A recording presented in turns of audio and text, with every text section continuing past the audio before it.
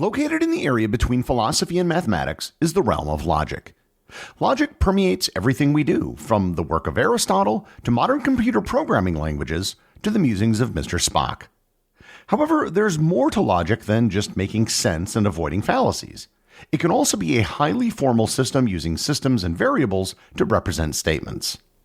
Learn more about formal logic, its ancient roots, and its modern applications on this episode of Everything Everywhere Daily.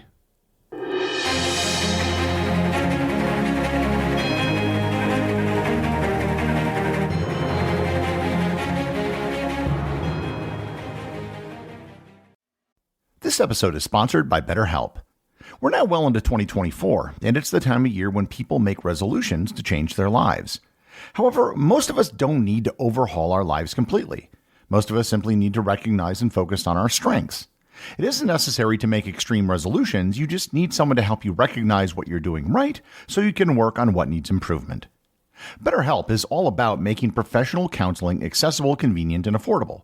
With BetterHelp, you can connect with a licensed therapist from the comfort of your own home via online video sessions, chat, or phone calls. No matter where you are or what you're going through, BetterHelp is there for you. Just fill out a brief questionnaire to get matched with a licensed therapist, and you can switch therapists at any time for no additional charge. Start the new year by identifying your strengths so you can work on the rest with BetterHelp.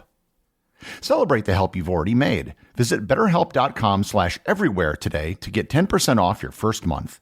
That's BetterHelp, HELP.com/everywhere. This episode is brought to you by Shopify.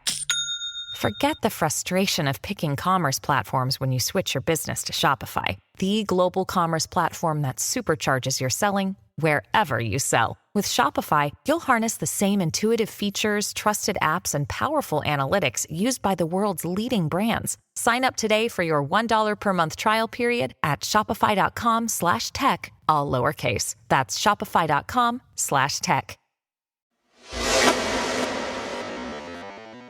Before I get into a discussion of formal logic, I should explain the difference between formal and informal logic. Informal logic deals with the analysis of natural language arguments, where the focus is more on the content of the arguments, the context which they occur, and the pragmatic aspects of argumentation.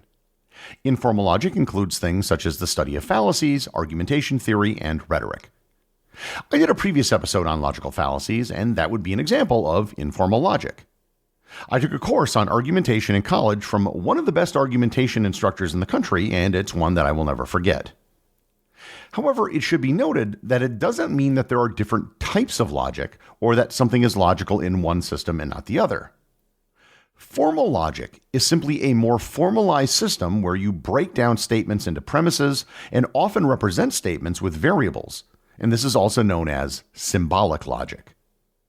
Formal logic can analyze the structure of an argument independent of the content of the argument. Formal logic sits at the intersection between mathematics and philosophy. Historically, it's been a branch of philosophy, but you might find a formal or symbolic logic course in either math or philosophy departments.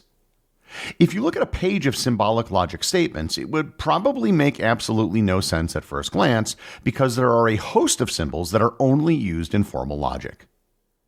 The origins of formal logic date back to ancient Greece, and the man who's considered to be the founder of formal logic, Aristotle. His writings on logic can be found in a collection of his works known as the Organon. Aristotle developed the first known symbolic logic. He was also the first person to use a powerful technique known as a syllogism. A syllogism is a simple technique that consists of at least two premises and a conclusion that can be logically drawn from the premises. The example that's often used to demonstrate a syllogism is the following classic one. The major premise would be that all humans are mortal. The minor premise would be that Socrates is a human, and the conclusion that can be drawn from these two premises would be that therefore Socrates is mortal. And that's a very simple example, but they can be more complex. You can have something called a polysyllogism, which could add other layers. For example, Socrates is a Greek. All Greeks are humans, all humans are mortal, therefore Socrates is mortal. Syllogisms are a pretty simple case, but after Aristotle, the development of formal logic continued. And I should note, newer developments in logic didn't replace what came before it. it only added to it. Stoic philosophers continued to develop formal logic by developing propositional logic. Whereas syllogisms involved categorical logic, i.e., all humans are mortal, the Stoics developed propositions that involved if-then statements, as well as propositions that involved and or. The forms of logic developed by the Stoics were more complicated, but they didn't invalidate anything that came before it, they only built off of it. And there will be more on propositional logic in a bit. The development of formal logic was not linear over time. In fact, from the 1,000-year period going from the 3rd century BC to the 8th century, very little work was done. It was Islamic scholars who took upon themselves the revival of formal logic during the Islamic Golden Age from the 8th to 13th centuries. Muslim philosophers such as al-Farabi, Ibn Sina, and Ibn Rushd all took the works of earlier Greek philosophers and made their own advancements. Europeans returned to the study of logic in the Middle Ages by the likes of Peter Abelard and William of Ockham. In the 17th century, Gottfried Leibniz, the co-discoverer of calculus, was also actually probably the most prominent logician since Aristotle. If he hadn't discovered calculus, he would probably still be known today for his work on formal logic, even though he never actually published anything on the subject during his lifetime. Everything we know of his work came from unpublished papers discovered after his death. Leibniz believed that there were a small number of simple ideas that consisted of what he called the alphabet of human thought. These simple ideas, he thought, could then be logically combined into more complex ideas. His goal was nothing else than to create a universal logical language that he called the Characteristica Universalis. Needless to say, he failed. The next big advancement in formal logic took place in the 19th century. An English mathematician by the name of George Boole, working as a professor at Queen's College in Cork, Ireland, developed a system of algebra that involved true-false statements instead of numbers. The system he developed, Boolean algebra, bears his name today. However, the towering figure in formal logic in the late 19th and early 20th centuries was the German logician Gottlob Frege. Frege was a pioneering figure in the field of formal logic, mathematics, and language at the turn of the 20th century. He introduced a new logical system that significantly expanded the scope of logic beyond Aristotle's syllogisms, laying the groundwork for modern analytic philosophy and mathematical logic. His seminal works Begriffsschrift and the Foundations of Arithmetic introduced the concept of predicate logic, a formal system that allowed for the expression of statements and relations in a precise symbolic language. He attempted to base all mathematics on a foundation of logic. This was later picked up by Alfred North Whitehead and Bertrand Russell, who published the Principia Mathematica. The Principia Mathematica attempted to base all of mathematics on a set of logical axioms, and the book famously took 360 pages to definitively prove that 1 + 1 = 2. However, all the attempts at creating a logical basis for all mathematics and human thought came crashing down in 1931 when Kurt Gödel discovered that in any axiomatic system, there will always be some propositions that cannot be proven or disproven. And these are known as Gödel's incompleteness theorems. So what I hope you get from all this is that logic as a discipline is something that's been around for a very long time, and major advances have been made in it within the last 100 years. As I'm guessing most of you have never studied formal logic before, I want to go over some of the very basics of formal logic, which are really not that difficult to understand. One of the first principles is known as the law of identity. The law of identity states that any concept or object is identical to itself. This is usually expressed as A equals A.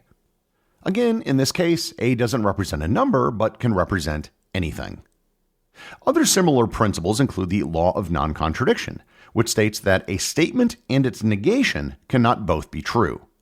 If I say that a ball is round, then both that statement and the statement that a ball is not round cannot both be true. Another closely related principle is the law of the excluded middle. According to this principle, for any particular proposition, either that proposition is true or its negation is true. There is no middle ground or third option. And I should note that these are for logical statements, not normal language statements that can be used in everyday language. Once we've established rules regarding statements that we can represent with a letter, we can then make conditional statements. Conditional statements are expressed in the form of an if-then statement and are usually in the form of if P, then Q. For example, a conditional statement could be, if it is raining, then I use an umbrella. And I should note that such a statement doesn't have to be true. It could be false. A conditional statement such as, if it is raining, then the stock market goes up, is a valid statement even though it is not true. All that's required is a dependent clause, in this case, the statement if it is raining, and a main clause that expresses the result, in this case, then I use an umbrella. With a conditional statement, there are several simple things you can do to analyze it, and they involve terms that you're probably familiar with but didn't know the exact definition of. The first is to take the inverse of the statement. The inverse is simply the negation of each part of the conditional statement. In symbolic logic, this would be expressed, if not P, then not Q. The inverse of my example I gave would be, if it is not raining, then I will not use an umbrella. If a conditional statement is true, then the inverse of the statement is not necessarily true. In the example I gave, the inverse could be true. But if my original statement was a little bit different, perhaps, if something is a bird, then it is an animal, then the inverse of that statement would be, if something is not a bird, then it is not an animal. And that is clearly false because a mammal is not a bird, but it is an animal. Next would be if you flip P and Q around, you get the converse of a statement. This would be said, if Q, then P. In my original example, this would be, if I use an umbrella, then it is raining. The converse of a statement, just like the inverse, is not guaranteed to be true. To use my second example, I could say, if something is an animal, then it is a bird, and that statement is clearly false. But what is interesting is what happens when you take both the inverse and the converse of a statement together, and that is known as the contrapositive. In symbolic logic, the contrapositive would read, if not Q, then not P. It turns out that if a conditional statement is true, then the contrapositive must also always be true. For example, if the original statement, if it is raining, then I use an umbrella, is true, then the contrapositive of the statement, if I don't use an umbrella, then it is not raining, must also be true. Even if you use an umbrella for other reasons, if you're not using an umbrella, then you can be sure it's not raining. And to use my second example, the contrapositive would be, if you're not an animal, then you're not a bird. And that is true. These are very simple examples, and I'm just scratching the surface of what you can do with formal and symbolic logic. From here, you can add conjunctive statements using an and, disjunctive statements using or, and operations which can get very complex. The importance of this field of study is pretty obvious if you've ever done any computer programming, which is really just an exercise in formal logic. Every computing device you use, from a smartphone to a washing machine, has some program in it based on formal logic. And that's not too bad for a system of thinking which was developed over 2,000 years ago. The executive producer of Everything Everywhere Daily is Charles Daniel. The associate producers are Peter Bennett and Cameron Kieffer. Today's review comes from listener P1BK over on Apple Podcasts in the United States. They write, incredible. As a new member of the Completionist Club, I just want to say thank you, Gary. You've made every episode interesting and fun. Keep up the great work. Thanks, P1BK. As a member of the Completionist Club, you are now entitled to all the rights and privileges of membership, including use of the Completionist Club pool. However, please remember that a lifeguard may not always be on duty. Remember, if you leave a review or send me a boostagram, you too can have it read on the show.